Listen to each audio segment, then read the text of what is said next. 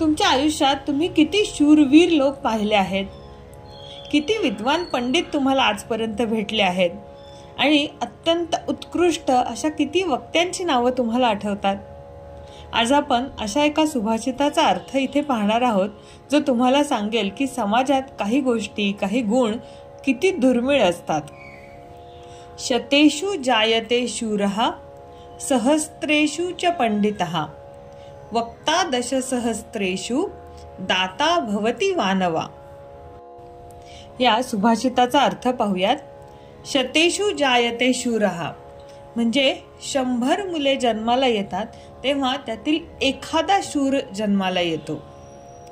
सहस्त्रेषु च पंडितः हजारांमध्ये एखादा विद्वान असतो.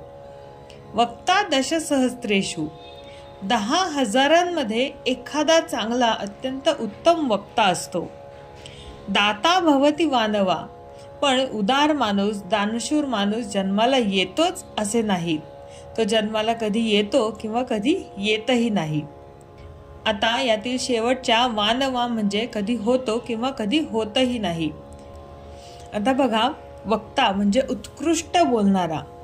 हा वक्ता अगदी 10,000 लोकांमध्ये एखादाच सापडतो. पण दाता म्हणजे निस्वार्थपणे सत्पात्री दान देणारा दानशूर व्यक्ती किती दुर्मिळ असेल. हा श्लोक आपल्याला सांगतो की समाजामध्ये शौर्य, ज्ञान, वक्तृत्व आणि दानशूरता या गुणांची दुर्मिळता कशी आहे. चला तर मग या गुणांचे महत्त्व आणि आजच्या जगात यांची काय किंमत आहे ते समजून उमजून आपण वागूयात. तुम्हाला या 4 गुणांपैकी सर्वात महत्त्वाचा गुण कोणता वाटतो? आम्हाला कमेंटमध्ये नक्की सांगा.